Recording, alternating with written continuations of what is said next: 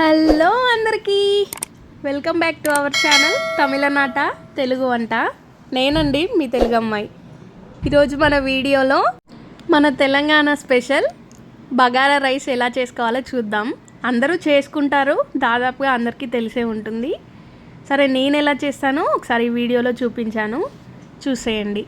ముందుగా స్టవ్ వెలిగించి స్టవ్ పై ఒక గిన్నె పెట్టేసుకొని అందులో కొద్దిగా నెయ్యి, కొద్దిగా నూనె వేసి బాగా వేడెక్కనివ్వండి.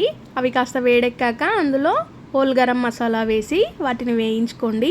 అవి కాస్త వేగాక అందులో పచ్చిమిర్చి, ఉల్లిపాయలు వేసి వాటిని బాగా వేయించండి. ఉల్లిపాయలు బాగా వేగిపోయాక అందులో కొద్దిగా అల్లం వెల్లుల్లి పేస్ట్ వేసి పచ్చివాసన పోయే వరకు వేయించుకోండి. అది కాస్త వేగాక అందులో కొద్దిగా ధనియాల పొడి, కొత్తిమీర, పుదీనా, కరివేపాకు వేసి వాటిని బాగా వేయించండి. అవి కాస్త వేగిపోయాక ఒక గ్లాస్కి 1.25 గ్లాస్ వాటర్ పోసి వాటిని బాగా మరిగించుకోండి. ఇలా మరిగాక అందులో కొద్దిగా ఉప్పు వేయండి. నేను ఉప్పు వేసిన వీడియో ఆ క్లిప్ మిస్ అయిపోయింది.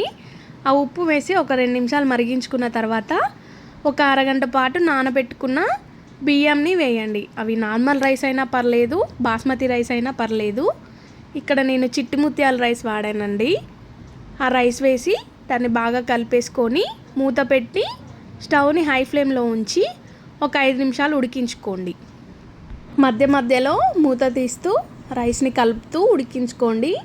రైస్ కొంచెం దగ్గర పడ్డాక స్టవ్ని లో ఫ్లేమ్కి అడ్జస్ట్ చేసుకొని ఒక 5 to 10 మినిట్స్ బాగా ఉడకనివ్వండి. ఆ నీళ్లు మొత్తం గుంజుకొని ఆ రైస్ మొత్తం పొడిగా అయిపోతుంది. రైస్ అలా పొడిగా అయ్యాక స్టవ్ ఆర్పేసుకొని సర్వ్ చేసుకోవడమే. ఎంతో ఈజీగా చేసుకునే, చాలా టేస్టీగా ఉండే మన Telangana special bagara rice ready.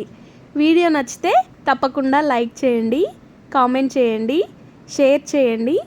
ఇప్పటివరకు మన ఛానల్ని సబ్స్క్రైబ్ చేసుకోకపోతే ఇప్పుడే సబ్స్క్రైబ్ చేసుకోండి. Thank you.